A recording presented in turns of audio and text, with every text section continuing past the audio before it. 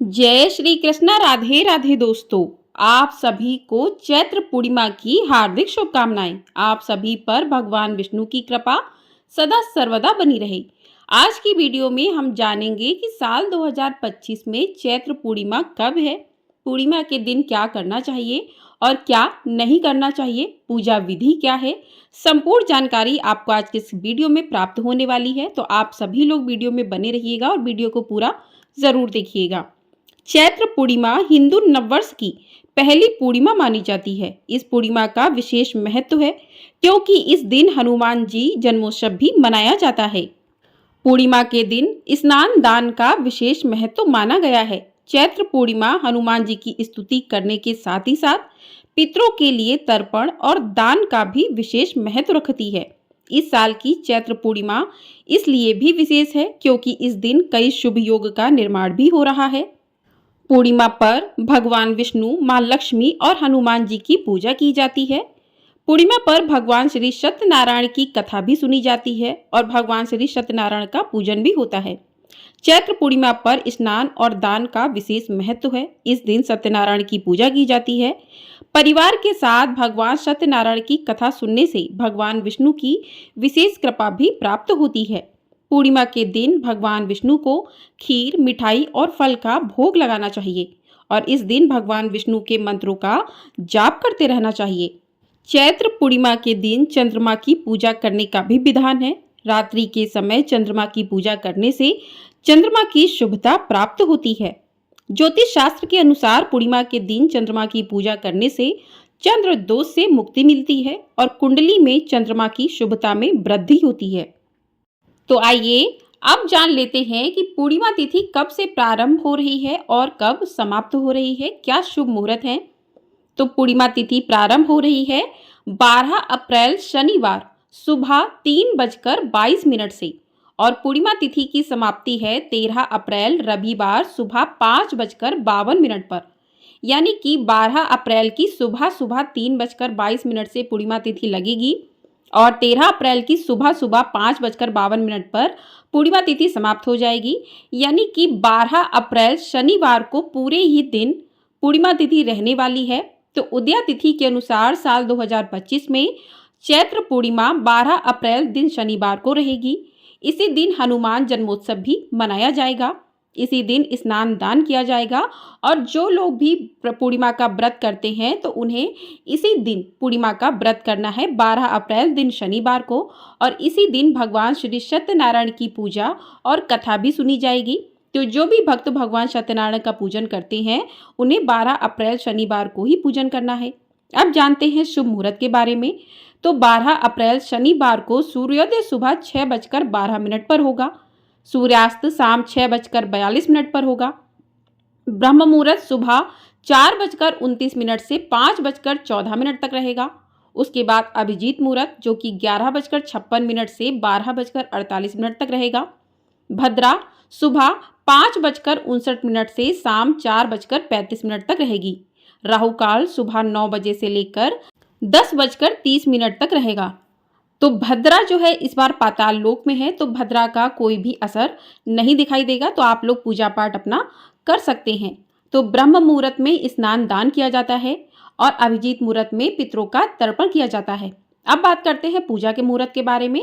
तो 12 अप्रैल शनिवार को पूजा का प्रातः काल का मुहूर्त रहेगा सुबह 4:51 से सुबह 5:59 तक का। सायंकाल पूजा का मुहूर्त रहेगा शाम 6:45 से 7:52 तक। गोधूली मुहूर्त रहेगा शाम 6:45 से 7:06 तक का। गोधूली मुहूर्त सबसे ही अच्छा मुहूर्त माना जाता है, तो इस मुहूर्त में पूजा कर सकते हैं। उसके बाद चंद्रोदय होगा शाम 6:20 पर। तो 6:20 पर चंद्रोदय होगा। उसके बाद चंद्र को अर्घ देकर चंद्रदेव की पूजा करने के बाद ही पूर्णिमा के व्रत का पारण किया जाता है। तो चंद्रोदय 6:20 पर हो जाएगा। तो उस समय आप चंद्र के दर्शन कर सकते हैं, चंद्रमा की पूजा कर सकते हैं, उनको अर्घ दे सकते हैं। तो चंद्रमा को जो है अर्घ देने के लिए आप पानी में थोड़ा सा कच्चा दूध मिला लें, उसमें चीनी, बतासा और मिठाई डाल के चंद्रमा को अर्घ दिया जाता है। तो पूर्णिमा की पूजा तभी पूरी मानी जाती है जब शाम को चंद्रदेव को अर्घ दिया जाता है। अब बात करते हैं पूर्णिमा के दिन किस प्रकार से पूजन करना चाहिए। तो पूर्णिमा के दिन आप जो है अगर जो लोग व्रत करते हैं और भगवान श्री सत्यनारायण का पूजन करते हैं, तो आपको एक साफ चौकी पर पीले रंग का वस्त्र बिछा लेना है। उस पर थोड़ा-सा चावलों का आसन देकर भगवान विष्णु, भगवान सत्यनारायण को स्थापित करना है आपको और भगवान गणेश को स्थापित करना है। पूरे विधि-विधान से आपको पूजन करना है। भगवान श्री सत्यनारायण की कथा सुननी है और उसके बाद भगवान विष्णु की आरती करनी है आपको। तो इस प्रकार से आप पूजन कर सकते हैं और भगवान सत्यनारायण की कथा को सुन सकते हैं। कथा आपको हमारे चैनल पर मिल जाएगी, तो आप लोग चैनल को सब्सक्राइब ज़रूर कर लीजिएगा। और चैत्र पूर्णिमा की कथा भी आपको हमारे चैनल पर सुनाई जाएगी, तो आप लोग उसे भी अवश्य सुनिएगा। तो इस प्रकार से पूजन करने के बाद, कथा सुनने के बाद शाम के समय आप चंद्र को अर्घ दें, तो आपका पूर्णिमा का व्रत पूर्ण माना जाएगा। पूर्णिमा के दिन सुबह जल्दी उठकर स्नान करें जब आप, तो किसी पवित्र सरोवर में जाकर अगर आप स्नान कर सकते हैं तो बहुत ही अच्छा है। लेकिन अगर आप नहीं जा सकते तो घर पे ही आप पानी में थोड़ा सा गंगा जल डालकर स्नान कर सकते हैं, थोड़े से काले तिल डालकर स्नान कर सकते हैं। उसके बाद आपको इस दिन दान जरूर देना चाहिए। दान में आप सफ़ेद चीज़ों का अगर दान कर सकें तो बहुत ही ज़्यादा शुभ माना जाता है पूर्णिमा के दिन, तो आप सफ़ेद चीज़ों का दान कर सकते हैं। अगर आपके पास कोई आजकल जो है लोग चीज़ें नहीं लेते हैं, गेहूँ, चावल, आटा नहीं लेते हैं, तो आप रुपए का भी दान कर सकते हैं। यदि आपके पास कोई ब्राह्मण नहीं मिलता है तो आप किसी मंदिर की दान पेटी में भी रुपए डाल सकते हैं। तो इस प्रकार से आपको दान ज़रूर करना चाहिए पूर्णिमा के दिन। स्नान दान का विशेष महत्व होता है। अब बात करते हैं क्या पूर्णिमा के दिन बाल धोने चाहिए, तो पूर्णिमा के दिन बाल नहीं धोने चाहिए। और पूर्णिमा के दिन क्या पीला सिंदूर लगा सकते हैं, तो पीला सिंदूर पूर्णिमा के दिन नहीं लगाया जाता है। लेकिन आप किसी गंगा के किनारे गए हैं स्नान करने और आपने गंगा माता को लगाया है सिंदूर, तो उसी से अपनी मांग में लगा सकते हैं। या फिर आप भगवान सत्यनारायण का पूजन करते हैं तो माता लक्ष्मी को सिंदूर लगाया है, उस उंगली से आप अपने उंगली में लगा सकते हैं। लेकिन पीला सिंदूर आपको सिंदौरा से नहीं लगाना चाहिए। अब बात करते हैं पूर्णिमा के दिन और क्या करना चाहिए, तो पीपल के पेड़ की पूजा करनी चाहिए। तो इस बार की पूर्णिमा शनिवार को है, जो कि विशेष महत्वपूर्ण पूर्णिमा है और इस दिन भगवान श्री हनुमान का जन्मोत्सव भी है। तो इस दिन भगवान हनुमान की भी पूजा करनी चाहिए। उनको लाल वस्त्र का चोला चढ़ा सकते हैं, आप जनेऊ चढ़ा सकते हैं। पूरे विधि विधान से भगवान हनुमान की पूजा करनी चाहिए। और पीपल के पेड़ में कच्चा दूध और गुड़ और चना आप जो है चढ़ा सकते हैं। तो इस तरीके से पीपल के पेड़ की पूजा करें। तुलसी के पास दीपक जलाएं, पीपल के पेड़ के पास दीपक जलाएं। तो इस प्रकार से पीपल के पेड़ की भी पूजा करें। और पूर्णिमा के दिन खीर और पूड़ी बनाकर माता लक्ष्मी का खीर का भोग जरूर लगाना चाहिए, क्योंकि माता लक्ष्मी को खीर बहुत पसंद है। तो पूर्णिमा के दिन खीर का भोग जरूर लगाएं। अब बात करते हैं इस दिन क्या नहीं करना चाहिए। तो पूर्णिमा के दिन किसी की निंदा चुगली नहीं करनी चाहिए। इस दिन नाखून और बाल नहीं कटवाने चाहिए। इस दिन ब्रह्मचर्य का पालन करना चाहिए। और पूर्णिमा के दिन आपको मांस, मदिरा, लहसुन, प्याज का सेवन नहीं करना चाहिए। व्रत रखते हैं अगर आप, तो इन चीज़ों का आपको पूर्णिमा के दिन ध्यान रखना है। और इस दिन हनुमान जयंती भी है, तो हनुमान जी की भी पूजा करें।